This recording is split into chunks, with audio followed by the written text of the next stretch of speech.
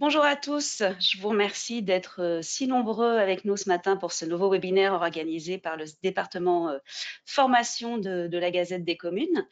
Donc, la Gazette des communes, au-delà du magazine que vous devez bien connaître, ce sont effectivement des formations, plus de 200 formations, comme on peut le voir sur la slide suivante, sur un certain nombre de thématiques comme le management public, les ressources humaines, la gestion et les finances locales, une nouvelle rubrique sur la transition écologique, les marchés publics, l'action sociale, etc. Donc voilà, notre catalogue 2023 vient de sortir. N'hésitez pas à aller consulter tout cela sur notre site formation.lagazettedescommunes.com. C'est donc de la protection sociale complémentaire des agents dont nous allons parler ce matin.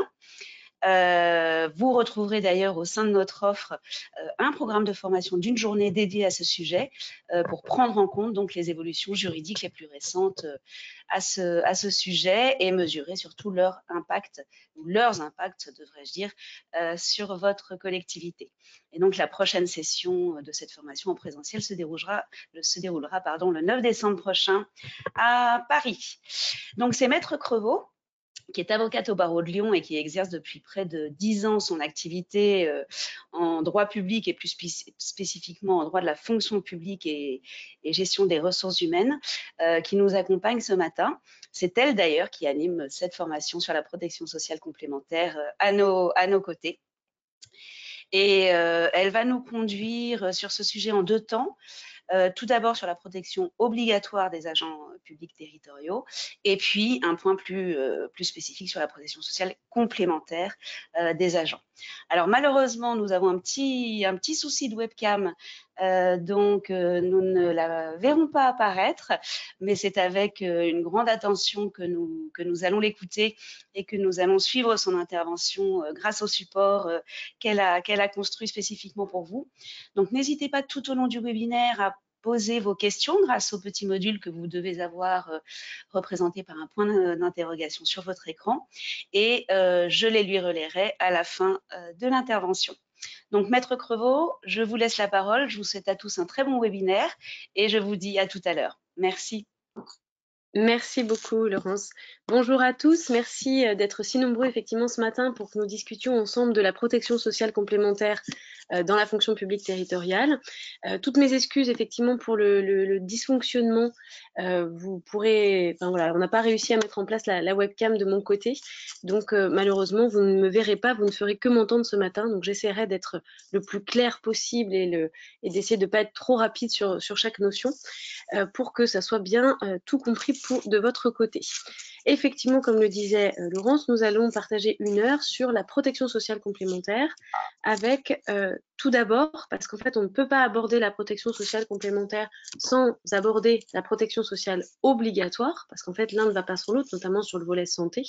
Il faut bien comprendre comment sont protégés à titre obligatoire les agents publics quand ils font face à des soucis de santé, pour ensuite pouvoir mettre en place une protection sociale complémentaire qui soit la plus pertinente possible. Donc on fera un premier point sur cette protection sociale obligatoire et on finira par cette protection sociale complémentaire qui, vous le savez, a subi une grande réforme tout au long de l'année et qui va venir s'appliquer assez rapidement finalement pour les employeurs locaux. Donc, comme je vous le disais, la protection sociale, quand on parle de protection sociale, c'est la protection qui va être mise en place pour aider les agents à faire face à des baisses de rémunération, des hausses de rémunération, des changements en fait dans leur vie quotidienne et leur vie personnelle. Et quand on parle de protection sociale, on a effectivement un volet santé, c'est-à-dire les risques liés à l'état de santé, mais la protection sociale, on pourrait très bien parler du chômage, par exemple. D'accord ? Le chômage est une forme de protection sociale, c'est-à-dire la protection qui est accordée en cas de perte d'emploi des personnes. Aujourd'hui, effectivement, on s'attache à la protection sociale en termes de santé, c'est-à-dire lorsque l'agent est face à une dégradation de son état de santé qui va entraîner une baisse en principe de rémunération et une hausse des dépenses. Parce qu'il va y avoir des frais de santé et des modifications dans le fonctionnement quotidien de la personne qui vont l'amener à augmenter ses dépenses. Et quand on parle de protection sociale en termes de santé, on a une distinction à faire entre la protection sociale obligatoire, La protection sociale obligatoire, ça va être l'ensemble des droits à congé maladie dont peuvent bénéficier les agents publics. Donc c'est obligatoire de la part de l'employeur public. Et la protection sociale complémentaire. Et celle-ci, c'est, on va le voir plus tard, on va le développer, c'est la participation financière de l'employeur public à la complémentaire santé et prévoyance des agents. Et on va le voir, au départ, cette protection sociale complémentaire était facultative et avec la réforme qu'on est en train de vivre, elle va devenir obligatoire. Donc, d'abord, un bref rappel de la protection sociale obligatoire, c'est-à-dire les droits à congé maladie des fonctionnaires, et on verra également rapidement les droits à congé des agents contractuels. Pour les fonctionnaires, vous avez deux grands types de droits à congé maladie. D'un côté, les congés lorsque la dégradation de l'état de santé n'est pas liée à l'exercice des fonctions, c'est-à-dire que l'agent voit son état de santé se dégrader en lien avec soit son état antérieur, soit les activités qu'il peut faire en dehors du travail. Et deuxième catégorie, qui ne regroupe qu'un seul congé, mais qui est le congé pour invalidité temporaire imputable au service, ou CITIS, qui lui est lorsque la dégradation de l'état de santé est liée à l'exercice des fonctions.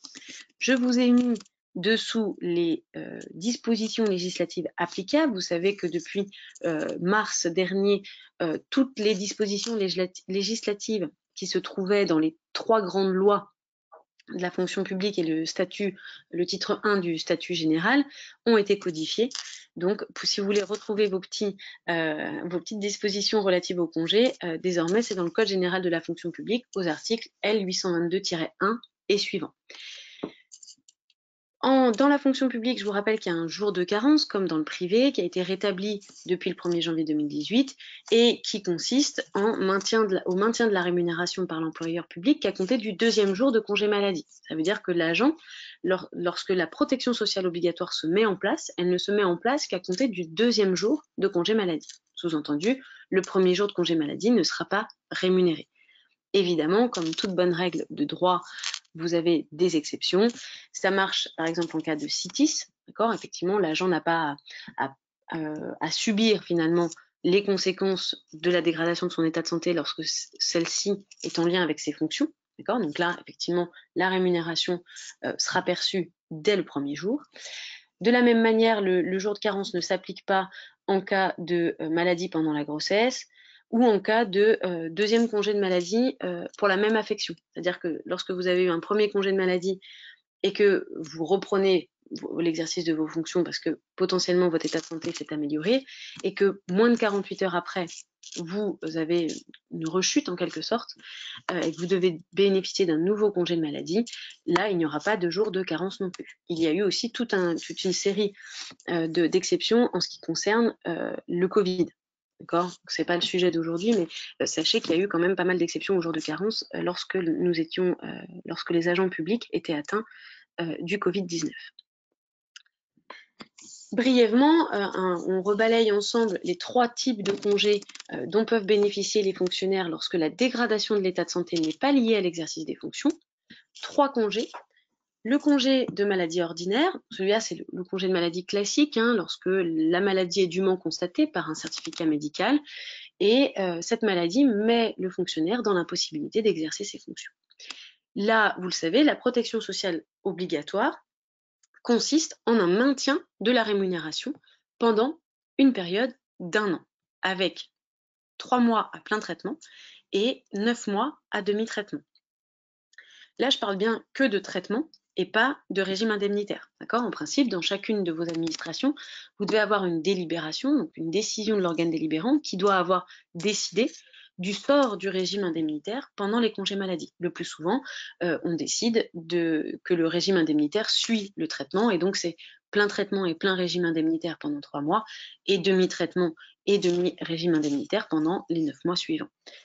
Et pour l'ensemble des congés maladie, vous allez avoir le maintien du SFT et de l'indemnité de résidence lorsque celle-ci est perçue. Ça, c'est le congé de maladie ordinaire. À côté, vous avez le congé de longue maladie, où là, il faut remplir un peu plus de conditions pour en bénéficier. On est toujours sur une maladie qui est dûment constatée par un certificat médical et qui rend impossible l'exercice des fonctions, mais qui en plus nécessite des traitements et des soins prolongés et présente un caractère invalidant et de gravité confirmée. D'accord ? Ça veut dire qu'il faut qu'en plus de rendre impossible l'exercice des fonctions, la maladie remplisse ces deux autres critères.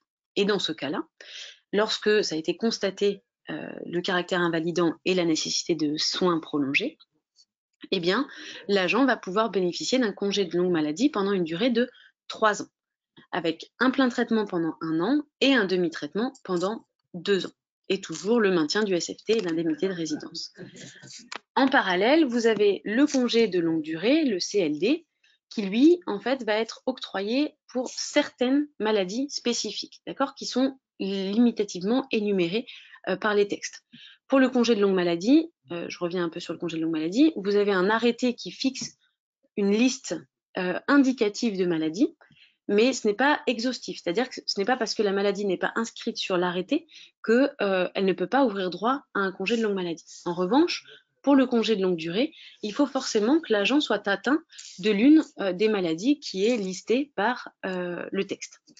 Et dans cette hypothèse, l'agent va bénéficier d'un congé de maladie d'une durée de 5 ans, qui va être attribué à l'issue de la période de plein traitement d'un congé de longue maladie, ce qui signifie que l'agent va bénéficier finalement d'1 an de congé de longue maladie, puis de 5 ans de congé de longue durée, avec un plein traitement pendant 3 ans et un demi-traitement pendant 2 ans. Ça, c'est lorsque la dégradation de l'état de santé n'est pas liée à l'exercice des fonctions. En revanche, en parallèle, lorsque justement l'agent est malade, tombe malade ou a un accident en lien avec l'exercice de ses fonctions, il va pouvoir bénéficier d'un CITIS, un congé pour invalidité temporaire imputable au service. Alors, c'est lorsque l'agent va subir un accident de travail, un accident de trajet ou une maladie professionnelle. Et dans ces cas-là, parce que ce sont les fonctions qui sont à l'origine de la dégradation de l'état de santé, l'agent va bénéficier du maintien de son plein traitement jusqu'à ce qu'il soit en état de reprendre son service ou jusqu'à sa mise à la retraite. Et il va bénéficier en plus de la prise en charge des honoraires médicaux et des frais directement entraînés par la maladie ou l'accident. D'accord ? Donc c'est vraiment, l'agent n'a pas à subir les conséquences d'une dégradation de son état de santé en lien avec l'exercice de ses fonctions. Donc toutes les dépenses qui sont liées à cet état de santé vont devoir être prises en charge par la collectivité. Un petit focus pour rappeler un petit peu les différences de régime en fonction de si l'agent subit un accident de service, un accident de trajet ou une maladie professionnelle. Lorsque c'est un accident de service, nous avons ce qu'on appelle une présomption d'imputabilité lorsque l'accident survient dans le temps et le lieu du service. D'accord ? Donc dès l'instant où vous avez un agent qui, sur le lieu de travail et pendant son temps de travail, est victime d'un accident, donc l'accident c'est vraiment un événement subi, soudain, qui entraîne du coup la dégradation de l'état de santé, eh bien vous avez une imputabilité au service de l'accident. C'est-à-dire que le fonctionnaire n'aura rien d'autre à démontrer que le temps et le lieu de l'accident. Et ce sera à l'administration de contrer en fait cette présomption d'imputabilité en démontrant par exemple que l'agent a commis une faute personnelle ou qu'il y a une circonstance particulière qui permet de détacher l'accident du service. Donc pour un accident de service, une présomption d'imputabilité. Pour l'accident de trajet, là c'est l'inverse. C'est-à-dire qu'il n'y a pas de présomption d'imputabilité, ce sera à l'agent, au fonctionnaire, de démontrer qu'il a subi un accident sur le parcours habituel entre le lieu de service, le lieu où il exerce ses fonctions, et sa résidence individuelle ou son lieu de restauration, et pendant la durée normale pour l'effectuer. D'accord ? Donc, c'est-à-dire que dès l'instant où il va y avoir par exemple une modification du trajet, parce que l'agent sur son trajet domicile-travail, il a réalisé une course à titre personnel, et bien s'il y a un accident de trajet à ce moment-là, et bien cela permettra de ne pas reconnaître l'accident de trajet. Mais là, la présomption, elle n'existe plus. C'est vraiment au fonctionnaire d'apporter la preuve que l'accident est bien un accident de trajet pour bénéficier ensuite d'un CITIS. Et enfin, troisième hypothèse dans laquelle vous pouvez avoir une maladie professionnelle, un CITIS, c'est en cas de maladie professionnelle. C'est-à-dire, donc là, la maladie, contrairement à l'accident, parce que l'accident, le CITIS, il y a forcément une maladie, c'est-à-dire une pathologie. L'accident de service, l'accident, on parle d'un événement soudain avec un avant et un après. D'accord? Je ne sais pas si c'est très clair, mais ça veut dire que l'accident, j'ai un événement précis que je peux identifier qui survient dans la vie professionnelle de l'agent. La maladie, c'est plus diffus, c'est-à-dire que c'est quelque chose au long cours qui se développe au fur et à mesure. On n'a pas d'événement précis qu'on peut dater et identifier par rapport à l'accident. D'accord? Donc on peut avoir très bien une dépression, par exemple, qui est un accident ou un burn-out qui est un accident de service. D'accord? Parce qu'il y a un moment donné un événement qui va permettre qu'on peut identifier, qui va permettre de démontrer qu'avant l'agent n'était pas malade et après l'agent était malade. Donc la maladie professionnelle, on a 3 régimes différents. On a d'abord la maladie qui est désignée par les tableaux de maladies professionnelles qui sont visés par le Code de la sécurité sociale. Dans le Code de la sécurité sociale, vous avez plusieurs maladies qui sont listées et pour lesquelles on a un tableau qui vous permet de savoir le type de pathologie, les fonctions qui sont exercées et qui peuvent donner lieu à cette maladie et généralement une durée d'exposition.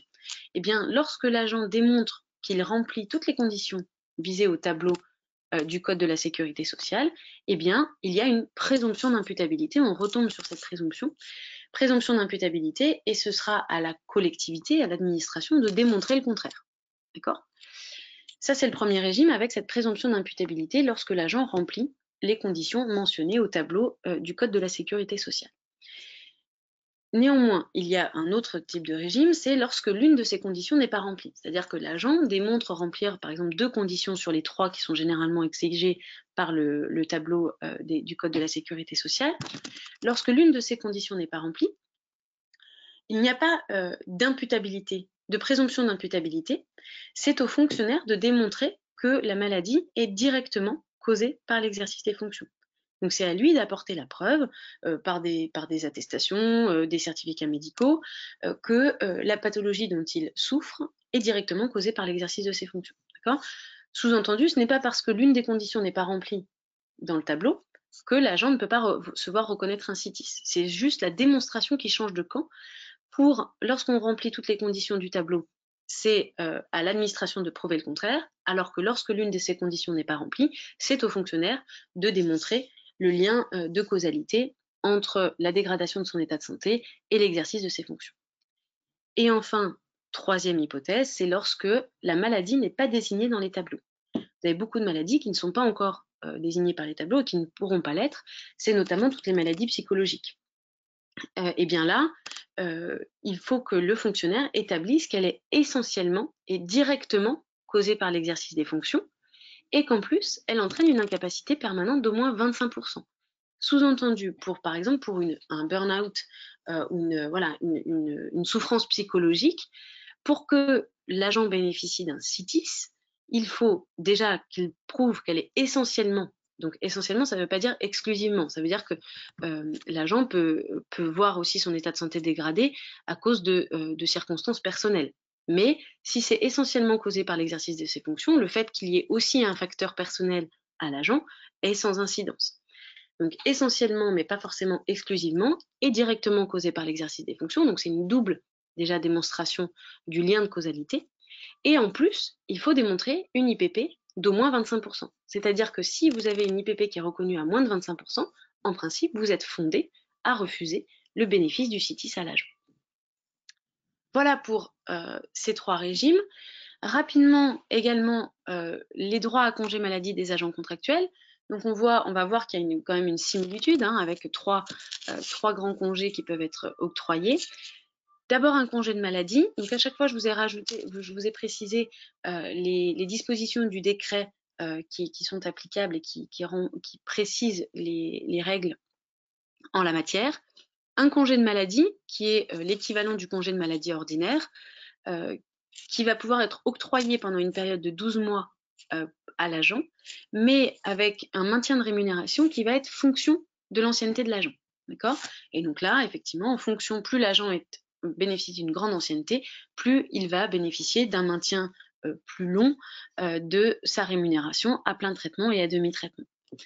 En parallèle, vous avez le congé de grave maladie, qui va être l'équivalent du congé de longue maladie chez les fonctionnaires, qui va pouvoir être octroyé après 3 ans de service, c'est-à-dire qu'avant 3 ans de service, l'agent ne peut pas bénéficier d'un congé de grave maladie et ne pourra bénéficier donc que d'un congé de maladie. Et vous avez donc, comme pour le CLM, une durée de 3 ans de ce congé, avec un maintien du plein traitement pendant une durée d'1 an et un demi-traitement pendant les 2 années suivantes. Troisième congé qui peut être octroyé, c'est lorsque, comme pour le CITIS, la dégradation de l'état de santé de l'agent contractuel est en lien avec l'exercice des fonctions. Donc c'est en cas d'accident ou de maladie professionnelle. Et là encore, on va avoir le congé qui va être octroyé pour toute la durée d'incapacité de travail, jusqu'à la guérison complète, la consolidation ou le décès. Et là, comme pour le congé de maladie, le maintien de la rémunération sera fonction de l'ancienneté de l'agent, avec des droits qui augmentent en fonction de l'ancienneté. Voilà pour ce rappel de la protection sociale obligatoire, et à cette protection sociale obligatoire va s'ajouter la protection sociale complémentaire, qui est cette participation financière de l'employeur public pour les agents, et pour leur permettre de payer en fait les contrats qu'ils peuvent passer en matière de santé et de prévoyance. Alors, on va commencer d'abord par un récapitulatif de l'état actuel des modalités de la participation financière. Parce que pour bien comprendre la réforme qui est en cours, il faut bien savoir de quoi on part et quelles étaient actuellement les obligations des employeurs publics pour comprendre ce qui va changer. Donc actuellement, la participation financière est une participation financière facultative. D'accord ? La protection sociale complémentaire, c'est facultatif, c'est-à-dire l'administration décide si elle participe ou non, si elle verse un montant ou non aux agents pour leur permettre de payer les frais afférents à leur contrat en matière de santé et ou de prévoyance. D'accord ? Donc c'était pour ces deux garanties, santé et prévoyance. Et c'était alors on va le voir, via deux procédures qui permettaient de sélectionner des organismes avec lesquels les agents pouvaient ensuite contracter, et ce n'était qu'avec ces organismes-là, que si les agents contractaient avec ces organismes-là, que l'employeur public pouvait verser les participations financières. Je ne vous refais pas le détail, mais on parlait de mutuelles et d'unions de mutuelles, d'institutions de prévoyance et les entreprises d'assurance. Donc c'était des organismes limitativement énumérés avec lesquels l'employeur public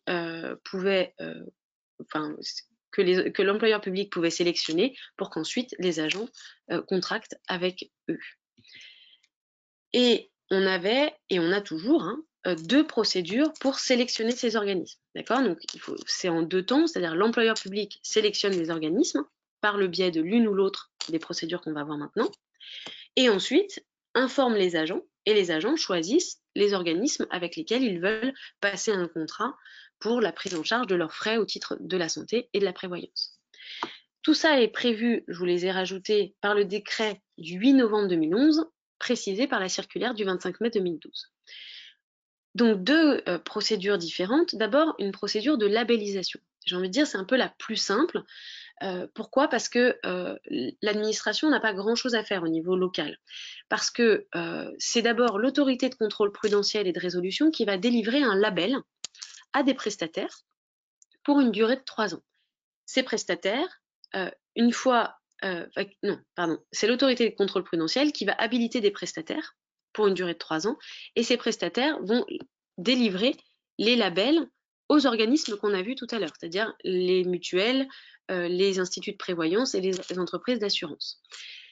Et une fois que ces organismes ont eu un label pour les contrats qu'ils proposent, eh bien, le label qui est accordé pour une durée de 3 ans, et donc ce label, il est délivré au regard de certains principes, et notamment de certains principes de solidarité.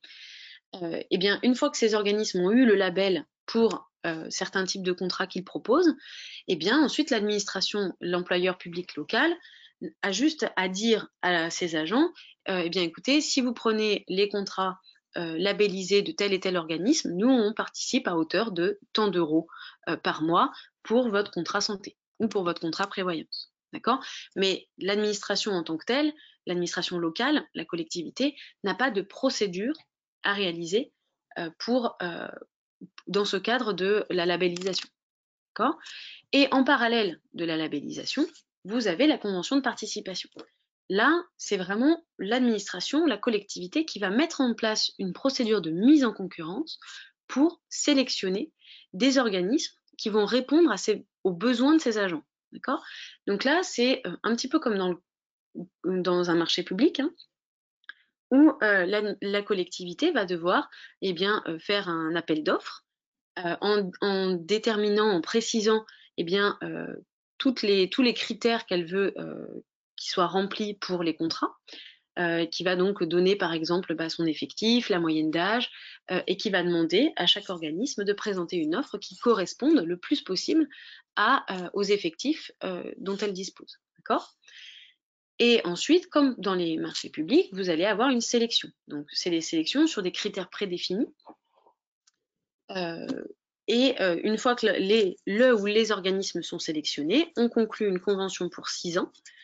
Et pendant 6 ans, les agents vont pouvoir choisir ou non de contracter avec l'organisme qui aura été sélectionné sur la base de l'offre qui aura été proposée à l'employeur public. Et donc là, l'administration, la collectivité a le choix de mettre en place l'une ou l'autre des procédures pour participer financièrement au contrat santé ou prévoyance de ces agents. D'accord ? Ça, c'était ce qui était en place avant, d'accord ? Jusqu'à maintenant, hein, c'est encore en vigueur, hein, parce qu'on va le voir ensemble, mais l'entrée en vigueur de la réforme pour la fonction publique territoriale n'arrive que dans plusieurs années.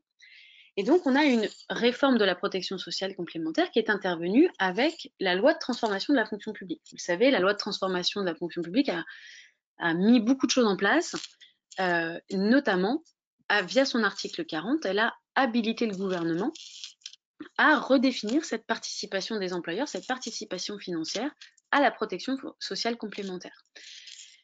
Donc, il devait y avoir, c'est la loi qui a habilité le gouvernement à intervenir par ordonnance. Cette ordonnance est arrivée le 17 février 2021, donc ça commence à faire un petit moment. Pour un petit récapitulatif, parce que c'est pas inintéressant d'aller voir les rapports si ça vous intéresse, cette réforme, elle est issue en fait d'un constat de la part des inspections générales des affaires sociales, des finances et de l'administration, qui avait été missionné pour réaliser un diagnostic du fonctionnement de la protection sociale complémentaire dans les 3 fonctions publiques. D'accord ? Et donc, il y a eu 2 rapports que vous trouvez sur Internet qui vous dressent en fait le diagnostic de la protection sociale complémentaire dans la fonction publique avec de grandes disparités sur les systèmes mis en place et aussi sur les montants qui avaient été décidés par chacune des administrations, avec souvent des grands écarts. Donc, soit vous avez beaucoup d'administrations qui ne l'avaient pas mis en place, et quand les administrations l'avaient mis en place, on se retrouvait avec de grandes disparités sur les montants proposés par les employeurs publics. Et donc, c'est sur la base de ce constat dressé par les inspections générales qu'on a une ordonnance qui a été prise pour uniformiser finalement ce qui se passe dans toutes les fonctions publiques. Et donc, qu'est-ce qu'elle entraîne, cette ordonnance du 17 février 2021 ? C'est la modification. Donc, à l'époque, c'était l'article 22 bis de la loi du 13 juillet 83. Désormais, c'est codifié au sein du Code général de la fonction publique, donc aux articles L827-1. Alors, j'ai mis 2 fois le même article, mais c'est -3 du Code général de la fonction publique. 4 grandes modifications. D'abord, on passe, vous l'avez compris, d'un système facultatif, où c'était la décision de l'administration que de participer ou non à la protection sociale complémentaire. Désormais, c'est une obligation de participer au financement des garanties de protection sociale complémentaire santé. D'accord ? Donc, la règle générale, c'est les employeurs publics sont désormais obligés de participer financièrement à la complémentaire santé. La complémentaire santé, pour rappel, c'est ce qui couvre les frais occasionnés par une maladie, une maternité ou un accident restant à la charge de l'agent. C'est-à-dire que c'est la mutuelle. Dans le langage courant, c'est ce qu'on appelle la mutuelle. C'est pour prendre en charge finalement la différence entre ce que prend la sécurité sociale, prend en charge la sécurité sociale, et le reste à charge pour l'agent, pour certaines prestations, certains médicaments ou certaines visites chez le personnel de santé. Ces garanties sont au minimum celles qui sont prévues par le Code de la sécurité sociale Et le texte renvoie à une participation au moins égale à la moitié du financement nécessaire à la couverture des garanties minimales. D'accord? Ça veut dire que vous avez un contrat, les garanties minimums sont prises en charge, et bien, lorsque le contrat vous coûte X, par exemple, et bien, la participation de l'employeur public devra être au moins égale à la moitié de ce montant. Donc ça, c'est la première grande innovation de la réforme, c'est cette obligation de participation au financement de la complémentaire santé. En matière de prévoyance, les règles générales, on va voir qu'il y a des spécificités qui sont propres à la fonction publique territoriale, mais en tout cas, la règle générale en matière de prévoyance, c'est une participation qui reste facultative. D'accord ? La prévoyance, qu'est-ce que c'est pour rappel? C'est la couverture dont les agents vont bénéficier contre les pertes de revenus liées à leur incapacité de travail, inaptitude ou invalidité, et d'autre part, leurs ayants droit en cas de décès de l'agent. Donc c'est en cas d'incapacité de travail, lorsqu'on va subir une perte de rémunération, eh bien la prévoyance va venir compléter. C'est pour ça qu'en fait, on a besoin de savoir quelle est la protection sociale obligatoire des agents, parce que ça ne sert à rien d'avoir une couverture, par exemple en cas de congé de maladie ordinaire, ça ne sert à rien d'avoir une couverture qui vous verse de l'argent alors que la collectivité est pendant 3 mois tenue de vous verser l'intégralité de votre traitement. Donc le contrat de prévoyance, en cas de congé de maladie ordinaire, ne devra intervenir qu'à partir de 3 mois. Parce qu'elle n'est pas censée pallier l'obligation qui pèse sur l'employeur de maintenir la rémunération pendant 3 mois. Donc, obligation en matière de santé, participation facultative pour la prévoyance, et la grande nouveauté aussi, et on le verra, c'est en cours au sein de la fonction publique territoriale, c'est la grande part qui est laissée au dialogue social et à la négociation avec les représentants du personnel pour aller plus loin dans les obligations qui pèsent sur les employeurs publics. Et donc, c'est la possibilité qui est inscrite désormais dans la loi, la possibilité d'avoir un accord avec les organisations syndicales pour, par exemple, prévoir la participation obligatoire au financement des garanties de prévoyance et pour prévoir aussi la souscription obligatoire des agents à tout ou partie des garanties que le contrat collectif comporte. Ce qui me permet de vous dire que l'obligation qui pèse désormais sur les employeurs publics n'est aucunement une obligation pour les agents. C'est-à-dire que l'employeur doit mettre en place ce dispositif-là, mais l'agent n'est pas obligé de demander la participation financière de son employeur. Je pense par exemple à tous les agents qui vont avoir, par le biais de leur conjoint, déjà une couverture, parce que leur conjoint sera dans une entreprise privée, par exemple, où le contrat proposé sera plus avantageux. Ou alors parce qu'il a déjà une mutuelle ou une prévoyance dont il est très satisfait, et ce serait peut-être moins avantageux pour lui que de passer par les contrats sélectionnés par son employeur public. Il n'y a aucune obligation pour l'agent de souscrire un contrat qui a été sélectionné par son employeur.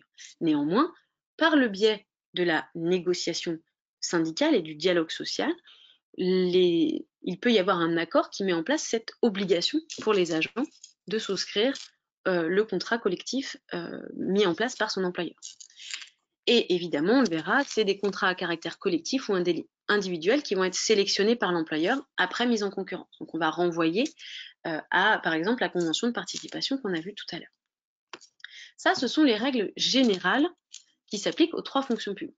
Mais pour la fonction publique territoriale, on va avoir une spécificité qui est donc visée aux articles L827-4 à L827-12, et où là, en fait, ça va plus loin que les règles générales. En effet, pour la fonction publique territoriale, vous avez une participation obligatoire pour la santé, évidemment, c'est ce qu'on vient de voir juste avant, mais une participation obligatoire également pour la prévoyance.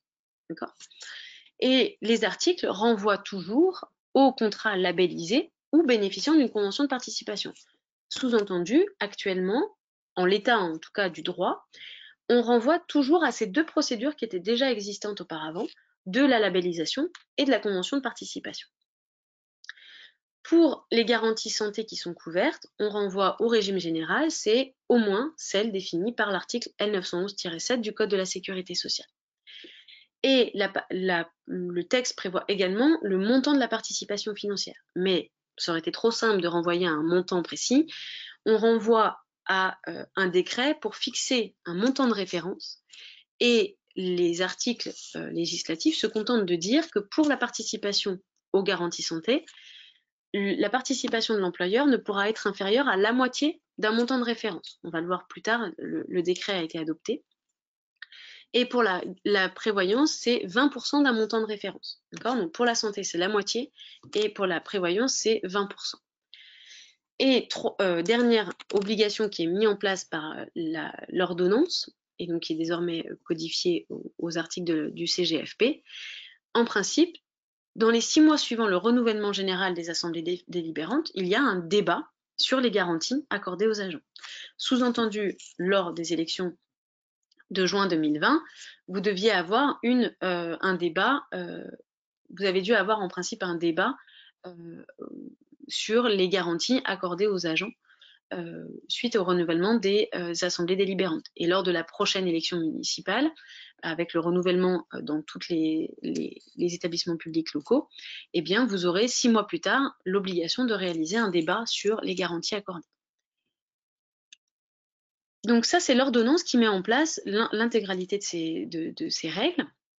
Et on a une entrée en vigueur progressive de la réforme. Donc, l'ordonnance, elle est de 2021. Elle prévoyait une entrée en vigueur au 1er janvier 2022, mais avec des spécificités pour chaque fonction publique. Dans la fonction publique de l'État, ça va entrer en vigueur beaucoup plus rapidement, avec un échelonnement entre le 1er janvier 2022 et le 1er janvier 2024. Je passe un peu rapidement, mais c'est pour vous situer par rapport aux fonctions publiques. La FPH, c'est elle qui va avoir l'entrée en vigueur la plus lointaine, parce qu'en fait, dans la FPH, on n'avait clairement aucun décret qui venait, comme pour la FPT ou la FPE, mettre en place des procédures, par exemple, de sélection des organismes. Donc, il y avait assez peu de protection sociale complémentaire dans la FPH, notamment aussi lié au fait que, eh bien, comme c'était des centres hospitaliers, enfin des établissements publics hospitaliers, eh bien, les agents publics bénéficiaient notamment de l'hospitalisation au sein des établissements dans lesquels ils travaillaient, et notamment ils avaient accès aux pharmacies des établissements publics hospitaliers dans lesquels ils travaillaient. Donc c'était un peu différent dans la FPH. Et donc ce qui nous intéresse, c'est la FPT, avec début 2022, ce débat sur les garanties qu'on vient de voir, donc ce débat sur les garanties accordées aux agents. Au 1er janvier 2025, vous avez l'entrée en vigueur de l'obligation de participation financière aux garanties prévoyance. Donc en 2025, c'est la prévoyance.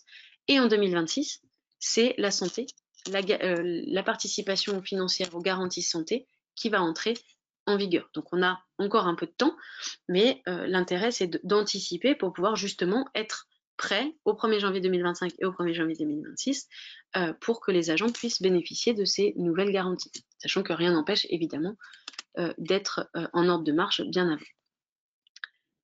Donc ça, c'est la réforme qui a été mise en place par l'ordonnance. Et donc, depuis cette ordonnance, on a des différents textes d'application qui sont entrés en vigueur pour la mise en œuvre. Et donc, ça commence avec un décret du 20 avril dernier qui va être relatif aux garanties de protection sociale complémentaire et à la participation obligatoire des collectivités territoriales et de leurs établissements publics à leur financement. D'accord ? Parce qu'une fois qu'on a dit vous devez participer à la santé et à la prévoyance de vos agents, eh bien, encore faut-il qu'on sache quelles sont les garanties qui sont offertes et quels sont les montants auxquels vous êtes soumis. Et donc, ce décret du 20 avril 2022, il va venir justement préciser les garanties minimales au titre de la couverture prévoyance, parce qu'on a vu qu'en termes de couverture santé, on renvoie aux garanties minimales qui sont prévues par le Code de la sécurité sociale, mais on n'avait aucune précision sur ce que recouvrait la prévoyance.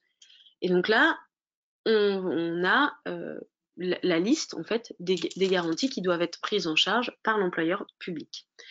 D'abord, sur le risque incapacité temporaire de travail,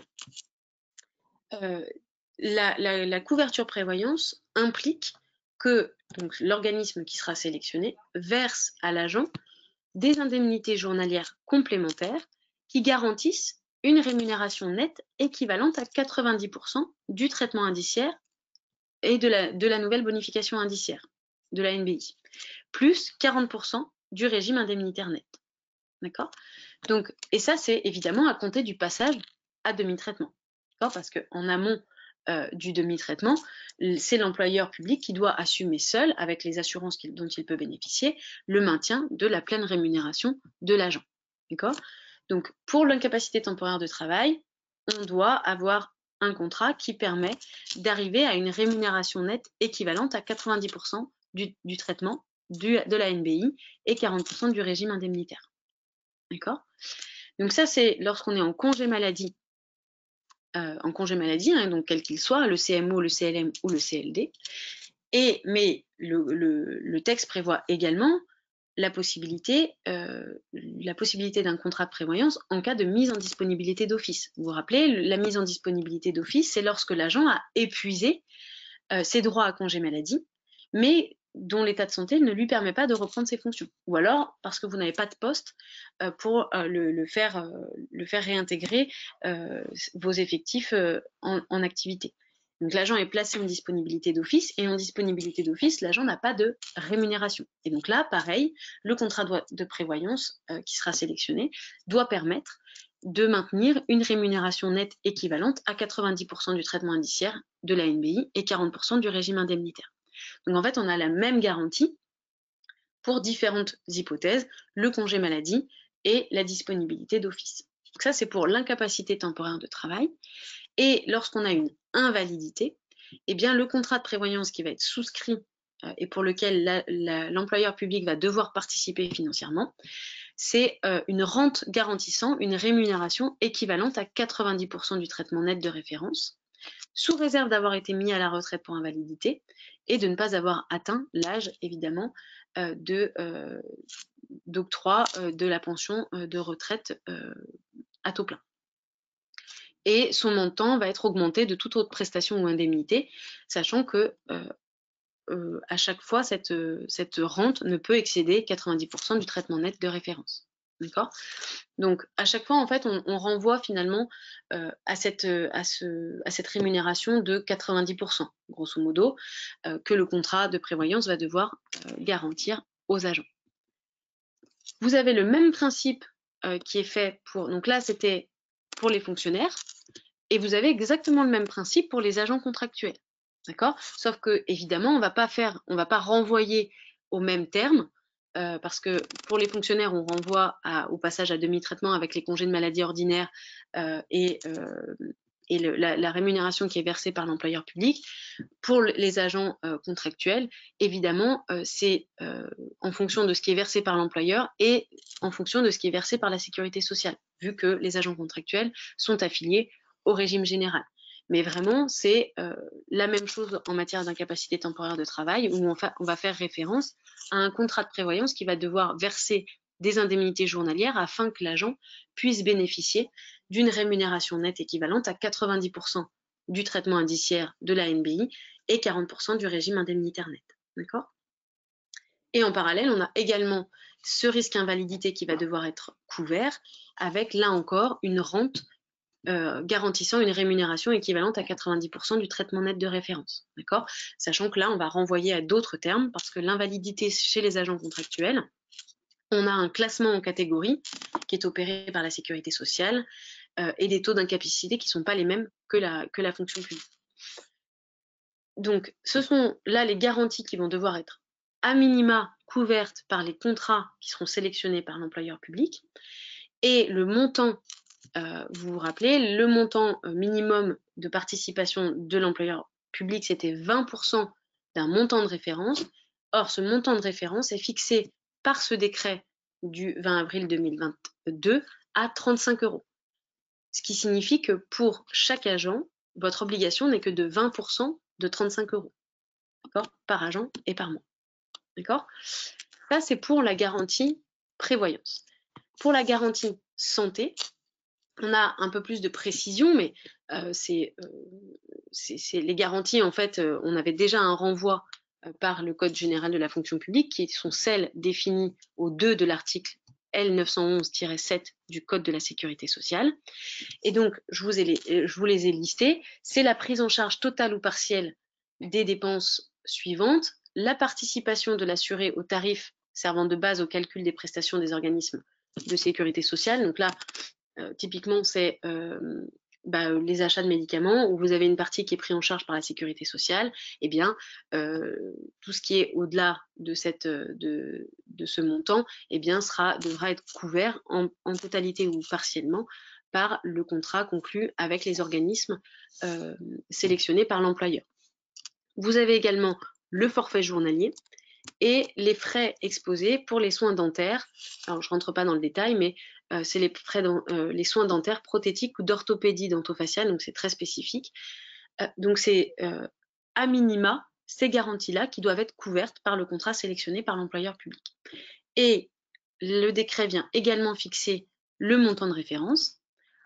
Et le montant de référence est de 30 €, sachant que l'obligation, c'est une participation d'au moins la moitié.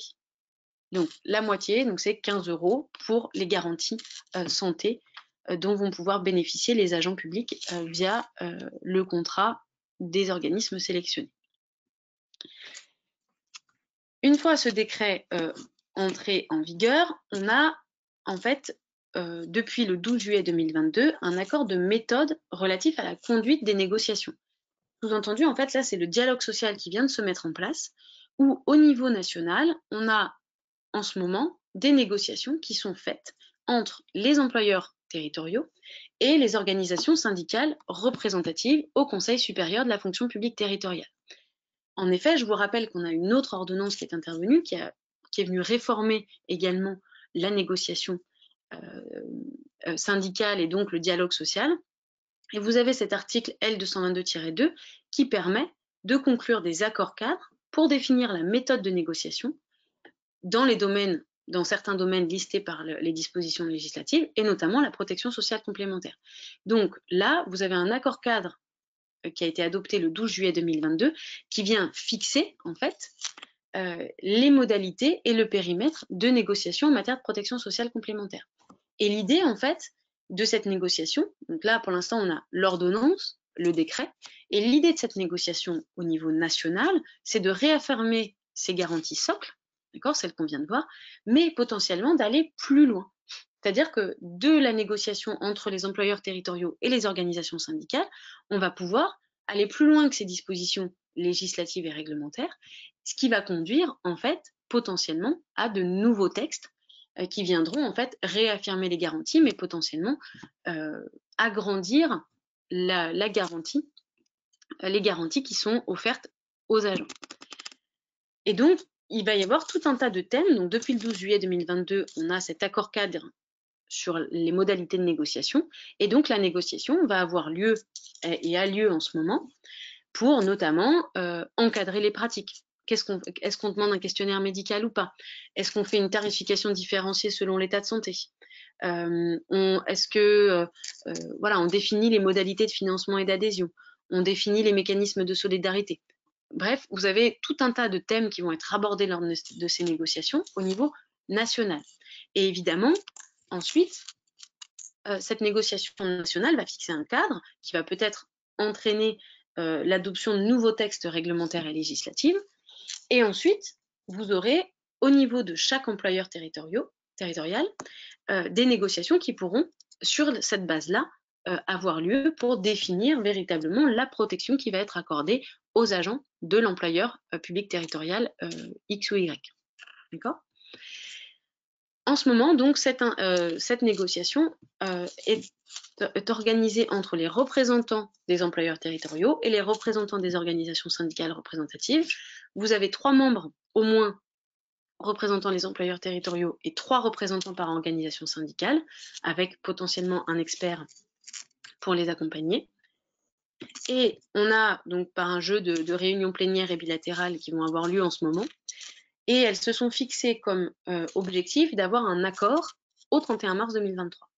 Donc d'ici le 31 mars 2023, vous allez avoir toutes ces négociations qui vont permettre au printemps 2023 d'avoir peut-être des nouveaux textes normatifs pour la protection sociale complémentaire. Donc là, pour l'instant, on en est à l'ordonnance qu'on vient d'étudier. On a le décret qui est venu préciser un certain nombre de choses en termes de garantie et de montant, mais ça peut évoluer en lien avec le dialogue social qui vient d'être instauré et qui a lieu jusqu'au 31 mars 2023.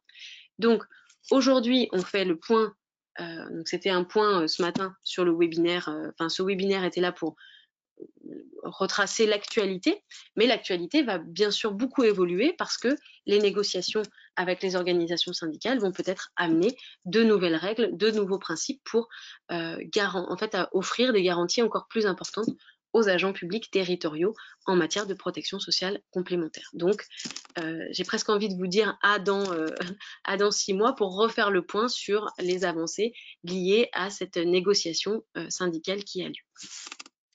Et j'en ai Merci terminé. Voilà. beaucoup, Maître Crevaux, pour cet exposé très clair et très, très complet. Alors, on a beaucoup de questions, on va peut-être pas pouvoir tout prendre aujourd'hui, et puis je ne peux que vous encourager à aller suivre la formation animée par Maître Crevaux, où vous pourrez là poser vos questions en direct et avoir des réponses tout à fait personnalisées. Alors, je vais quand même en prendre quelques-unes et je vais essayer de les prendre dans l'ordre en fait de l'exposé que vous venez de nous faire. La première étant, au tout début, donc on a parlé des 3 congés CMO, CLM, CLD. Une question, peut-on cumuler les indemnités des 3 congés, ce qui ferait au global une prise en charge de 9 ans si l'état de santé de l'agent en découle? Alors, non, parce qu'en fait, quand vous avez un congé de longue maladie, on va le faire commencer dès le premier jour d'arrêt. Sous-entendu, vous avez un CMO, d'accord, donc congé de maladie ordinaire. Vous faites la demande de congé de longue maladie. Et en fait, le congé de longue maladie, on va considérer qu'il a commencé à compter du premier jour d'arrêt de CMO. Donc, c'est votre CMO qui va se transformer au CLM. Mais après, effectivement, vous avez un CLM de 3 ans et vous pouvez ensuite avoir votre CLD de 5 ans. Donc, vous pouvez effectivement être longtemps en congé de maladie. D'accord. Pas 9 ans, simplement. Alors, on a une question par rapport à un agent titulaire IRCANTEC. Donc, IRCANTEC, pour rappel, est l'Institut de retraite complémentaire des agents non titulaires de l'État et des collectivités. Donc, moins de 28 heures par Cet agent IRCANTEC peut-il bénéficier d'un CITIS ou est-ce qu'il est placé en congé pour arrêt de travail?